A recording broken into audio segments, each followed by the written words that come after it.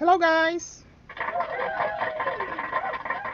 In this video, I wanna share with you about the update of my Junax GCash new account. Kumusta na nga ba ang kanyang G-score? Ano ba ang naging mga activities nito? Pero bago po yan guys. Disclaimer guys, here I share only personal experience. I don't do review product, loan, or platforms, promotions, or I don't promote any of them. I'm not paid to mention them here in my video. Okay guys?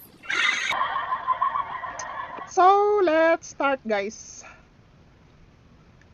Kung nasubaybayan nyo ang playlist nito guys, itong GCash nyo account journey na to,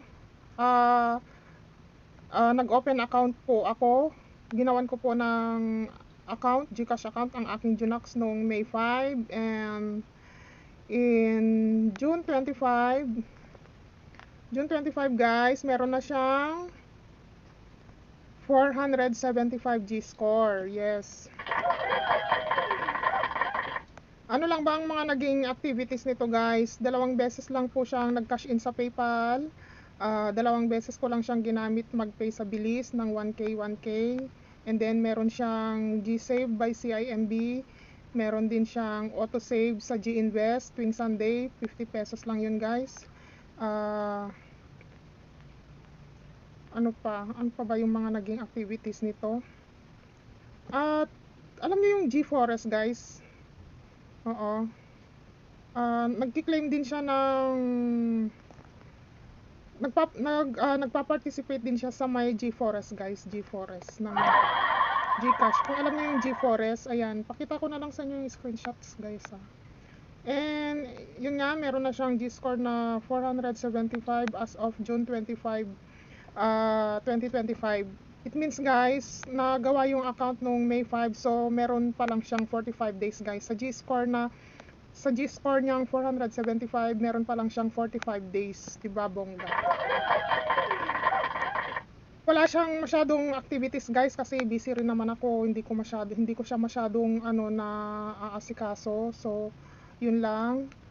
Nabanggit ko na yung mga naging activities nito, at meron lang din siyang, kung pupunta ka sa my profile, sa my link account, meron lang siyang link accounts na GCash card, American Express virtual card, and PayPal.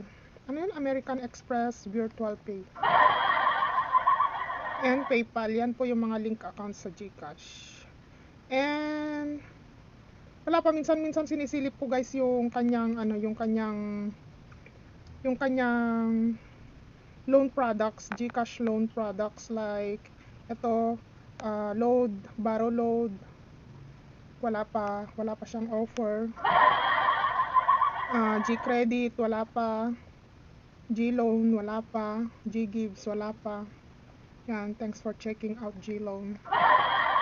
Pero just in case naman guys, update ko kayo guys kung possible bang ma-offeran ng product loan ni GCash itong account na to guys within 90 days. Tingnan natin guys Kasi hindi naman siya ganun ka-active guys. Hindi naman siya ganun ka-active. Pero kung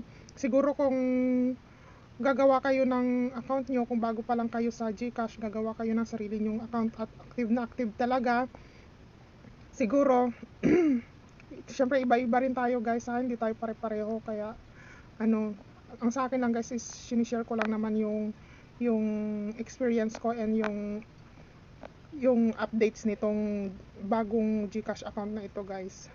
So I think yun lang ba yung aking may share. Siguro tips na lang din guys. Yun nga, marami na akong naibigay na tips sa other videos nitong playlist na ito na i-link nyo gumawa kayo ng PayPal account. Kung may PayPal account kayo, i-link nyo kay GCash. CIMB account, i-link nyo kay GCash. Then save, transfer. Doon doon mabilis gumalaw yung guys, yung G-score. Doon siya mabilis mag-increase. So yun lang guys, gusto ko lang naman kayong i-update dahil as promised, i-update ko kayo about this GCash nyo account ng aking Junax. So that's all guys, see you on my next video. Thanks for watching. If you think my video deserves a like, please hit that like button guys. Yes. I'm sharing updates of my experience with those platforms I'm using, so if you want to keep updated, please subscribe now so I'll be more motivated for my next video, guys. Thank you. Ingat po kayo. See you on my next video.